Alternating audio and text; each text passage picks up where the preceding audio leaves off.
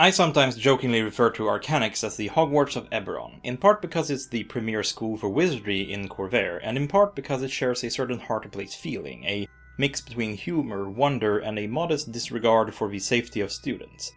And although I sometimes feel that all Arcanix really needs to become the true Hogwarts of Eberron is for them to link up to the Lightning Rail network, it is in fact very much a unique and interesting location, and one that is definitely worth exploring in your Eberron games. So I thought I would throw out a quick video about the lore surrounding Arcanix. Now first off, although I will be using the name Arcanix when referring to the school in general, this is in fact wrong. The school is known as the Floating Towers of Arcanix, while just Arcanix on its own is the name for the village that lies below the magical towers that make up the school. The village, of course, is far less famous and interesting, and even the residents of Eberron seem to tend to refer to the school by Arcanix, so we will as well. It's a lot shorter for one. But let's start talking about a little bit about the village of Arcanix. At a glance, it's neither a very impressive or very important location. The sleepy little village lies on the banks of Lake Galifar, and if it weren't for the 4 flying magical towers above it, would probably not make anyone take even a second glance at it. The village very much exists in symbiosis with the school, and nearly everyone there has a job that somehow relates to it. There are several inns that house parents and other visitors to the school, stables where the school keeps their mounts, and some who work at the school have residence in the village. Now, you might be asking yourself, why would you live in a rustic medieval French village when you could live in Hogwarts?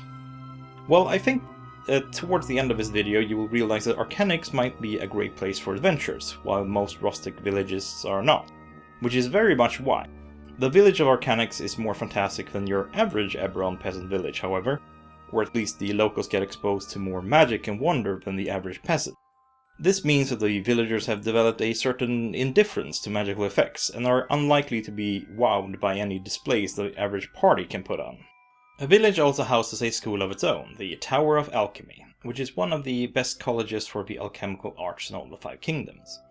Now the lore doesn't specifically state that it's part of the Floating Towers of Arcanix, but by the very least it seems to be heavily involved with them, like everyone else in the village, and it seems likely that they both belong to the same organization. The Tower of Alchemy, or more specifically one of its senior members, Xandro Cavalent, are responsible for making all of the alchemical golems that serve as both servants and guards in the Floating Towers of Arcanix. Now, I have to question here how useful they are as servants, because, you see, an alchemical golem is basically a big chemical slurry kept in a vaguely humanoid shape by an outer membrane. And when an alchemical golem touches anything, it burns it with acid, which is maybe not a quality you want in your custodial staff, but clearly I'm not the headmaster of Arcanix, cause they have a bunch. You can also learn how to make your very own alchemical golem at the Tower of Alchemy, as Xandro teaches a class on it. And he has even written a book called Cavalent's Alchemy that seems to be a required reading for any serious Eberron alchemist. I imagine that the Tower of Alchemy is where a lot of artificers go to learn their craft, while the Floating Towers are more for the wizard types. But before we can talk about the Floating Towers themselves, we need to talk about 2 more things. How you get there, and who the Arcane Congress are. Not just anyone is allowed to study at the Floating Towers of Arcanix. You have to be studious, ambitious, and talented enough to earn a spot. Every autumn, trials are held to see who makes this year's cut, and people from all over Corvair flock to Arcanix to take the exams. Now, the trials themselves are overseen by a group of proctors, who are all related to the Lord Mayor of the village, Raulo Irtanic. His family also controls the only way to reach the school without magic. They shuttle visitors back and forth from the school for a modest fee of 25 gold pieces per person. This money, however, does go towards a scholarship for deserving young mages, so it's not just like they're gouging travelers to a school to line their own pockets, and nothing prevents you from flying up there yourself, should you have the means. Now, Raoul is also the point of contact for any wizards who wish to visit the school that aren't a part of the Arcane Congress, so overall he's a fairly influential person. That point about the scholarship does bring about another important thing to note. Attending Arcanix is not free. No official cost has ever been given as far as I have found, but back in 2nd edition I know that the tuition for a single day at a wizard academy could set you back between 5 and 20 gold, and that it usually took about 4 to 6 years to study to become a wizard, so if we went by those prices, we might be talking about between 10 or 20,000 gold to go there. And I know what you're thinking. 5th edition and 2nd edition have completely different economics and prices. And you're right, the closest thing we have in 5th edition is training downtime. which costs 25 gold pieces a work week, or research, which costs 50 gold pieces a work week, which funnily enough puts us in about the same range. By the way, if you're looking for more info about wizard academies in general, check out the complete book of wizards from 2nd edition, it's got some neat stuff. But let's get back on track and talk about the Arcane Congress. They're a powerful group of wizards that were founded by the first king of Galifar to advise the royal family, and they seek ways to improve the world through the application of magic. They're based out of Arcanix, and they seem to be loyal to the king of Aundair, and all of their holdings seem to be within that kingdom. Before the war, they were servants of the Empire, however, and at the start of it, Arcanix and the Congress were actually under Thrain rule. When Arcanix was conquered, the Arcane Congress declared themselves as non-combatants, and seemed to have stayed neutral during the war. These days, they seem to have returned to their positions as advisors, although they advise Aundair instead of Galifar. The Arcane Congress chief rival is the 12, which is the cooperative organization that is run by all the dragon houses. Just the fact that they can be considered rivals to the 12 should say a thing or two about their power level, although they aren't very well explored in sourcebooks released to date. And now we can finally talk about the 4 floating towers of Arcanix. The first tower most visitors arrive at is called Glarehold Tower, and it's one of 2 towers dedicated to studies and actual schoolwork. The other 2 mostly serve as laboratories, research facilities, and homes to the wizards of the Arcane Congress. The first place you arrive at in Glarehold is the White Arch, the actual entrance to a school. Not entirely surprising given its name. It is a large white marble arch that is built on a ledge where hippogriffs and other flyers can land safely. Beyond the arch itself is a marble courtyard, and it's the largest open space amongst the floating towers. Now, the courtyard itself is protected by magical topiaries in the shape of boars that stand at each corner that can spring to life when needed. A very stylish choice of guardians in my opinion. They're also quite effective creatures, with tremor sense, which makes them hard to sneak by. The fact that they're specifically boars has little to do with the school itself. Topiary guardians in the shape of boars are actually favored by people across Aundair, Breland and Thrain, so it's more of a regional preference. Of the 2 student towers, Glarehold seems to be more geared towards beginners and guests, while the second tower, Amberwall, is for more advanced studies and tests. In the bottom of Amberwall you can find the Maze of Shadowy Terror, and it's aptly named. The whole purpose of the maze is to push students to the limit, and it's the final exam for the school. The maze itself is made to look like a classical dungeon with twisting dark corridors filled with shadowy monsters. Thankfully the monsters aren't real. Unfortunately, that probably won't matter. The maze has the ability to populate itself with half-solid shadow versions of monsters with a challenge rating up to around 2 or so. Now these shadow beasts only have 20% of the HP of a monster they can take the form of, and they only do 20% of the damage, and they have a much lower AC than their real counterparts, but it's still plenty dangerous enough to take down most first level wizards. The third tower is called Nocturnals, and it houses some of the greatest wizards of the Arcane Congress and their facilities. Nocturnals is home to Adal's Domain, which is effectively a secret weapons laboratory for the Aundair state.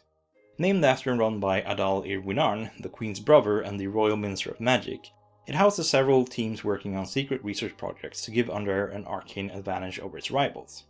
Adal, funnily enough, isn't that great of a wizard. I mean, he's not bad, he's an 8th level wizard, but he's no Archmage. He does, however, have an eye for talent, and so he employs several wizards who are far more powerful than he is. Which might just be a good thing, because as the Royal Minister of Magic, Adal cannot spend all his time doing research anyway, and he's often needed back in the capital. Nocturnus is also home to the Gate of Zabra, which is definitely one of those things that I think will give high-level players a reason to seek out Arcanix. The gate is a circle of standing stones that were moved in from Kabara before the war. They are covered by strange runes that match no known language. It is essentially a stargate. If you trace the runes properly with a finger, you can activate the gate and open it up to any plane. And even better, although the teleportation is instant, it leaves a mark on the destination plane, a circle you can step through and be teleported back to the Gate of Zabra, making it one of the more reliable and safe ways for players to travel to other planes. Since the planes of Eberron are in a constant motion, orbiting each other, the exact runes needed to be traced to open a gate is in constant flux, and it isn't a sequence you can just memorize. You need to understand the gate to use it, which, in 5th edition terms, I would say would require some sort of an Arcana roll.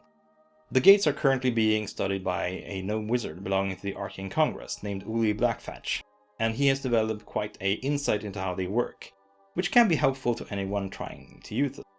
I definitely see a lot of potential with the Gate of Sabra as a means for extraplanar adventures in Eberron, not to mention that the Arcane Congress will probably want the players to do more than a few favors for them to be first allowed access to it.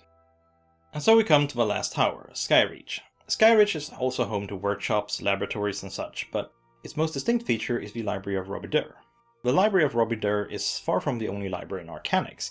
It's not even the only library in Skyreach, but it's the greatest and most well-stocked arcane library in Corvair. It fills up the top 4 floors of Skyreach's tallest spire with bookshelves from floor to ceiling. The most notable thing about the library itself is a unique spell that enchants it. If a member of the Arcane Congress says the name of a title and the author of a book, then the book will slide itself off its shelf and slowly fly down to the wizard, flapping its covers like it was a bird. The library is named after the half-elf sorcerer that died some 450 years ago, but his descendant, Tanilla, still runs the place as head librarian. The library primarily deals with arcane subjects, although it has some historical texts and such, but if you want to use its resources, you're going to have to do your reading there. It is forbidden for anyone to take any books out of the library, and the easiest way to anger the head librarian is to bring out that subject. All 4 floating towers of Arcanix share some common properties. They're generally lit by ever-burning torches. They're all built out of the finest masonry, generally with smooth stone floors and walls, and the ceilings are wood paneled. The entire school keeps a constant comfortable temperature, and literally everything radiates transmutation magic. Stone towers, after all, aren't naturally inclined to floating. And it's also fairly common for rooms to be enchanted, to be extra-dimensional spaces that are larger on the inside than the outside. But that's pretty much where these similarities end. The towers have known hundreds of architects over the years, and the wizards who make their homes there are constantly changing and moving the interiors. Nocturnals and Skyreach are especially prone to being changed by the whims of the wizards there, where they have need for different layouts for their research or experiments. In fact, the school is so large and the layout is so chaotic and shifting that no maps were given in previous editions of D&D. Instead, there was one table where you randomized what sort of a corridor you were walking through, and another table that randomized what sort of room you found if you opened a door within the school. It was actually this little tidbit that gave me the idea for the name of this video, as the sheer randomness reminded me of the moving staircases at Hogwarts. I have to say, I would not want to go to a school where the classroom might be switched out for a demon summoning chamber on a whim. But people do go to Arcanix, so let's talk a bit about the students and the terrible threats that they face each day. Students at Arcanix wear different colored robes depending on what year they're in. Unfortunately, I could only find the color of the first year robes, which are brown. But I imagine that they grow increasingly more colorful and impressive until you graduate and you're free to dress as you wish. Like I mentioned earlier, 4 to 6 years seems like the most likely time it would take to graduate, but we don't know for sure. I get the impression that the teachers choose when a student is ready to face the maze and attempt to graduate. Students do sneak down into the Maze of Shadowy Terror on their own sometimes though, and I imagine that if a student beat the maze on their own, they might be able to graduate early. Being a student can be dangerous too. There are random encounter tables for the different towers, and the student towers are less deadly than the faculty ones, but they're still plenty dangerous. There are countless of high-level wizards around, and all kinds of magical guardians, from golems to bound elementals and demons and even animated objects. However, there are also arcane oozes and gargoyles that infest the school and pick up easy prey. Now, a couple of gargoyles aren't too tough by party standards, but if you're a lone wizard who hasn't even gotten to first level looking for the bathroom in the middle of the night, and you run into a couple of gargoyles, well, you're pretty much dead. And arcane oozes, well, they're mid to high range level ooze monsters who have an ability that allows them to eat spell slots out of spellcasters and grow more powerful when they do, which is kind of a wizard's worst nightmare. Well, I think that pretty much covers it. That's all I know about Arcanix. Keith Baker is working on a new ebook about Eberron called Exploring Eberron, which is set to deal with some of the stranger aspects of the world. Maybe it will reveal something new about Arcanix, but I doubt it. The school is weird and obscure, but not weird and obscure enough for that book. If you enjoyed this look at Arcanix, why not give this video a like, and if you subscribe, don't forget to click the bell icon to receive notifications when I upload new content. If you want to support this channel, then please share this video with your friends or on social media. It really helps out a lot. And you can also follow me on Tumblr or Twitter or check out my DM's Guild page. Links to all of that in the description below. Until next time, Dungeon Delvers.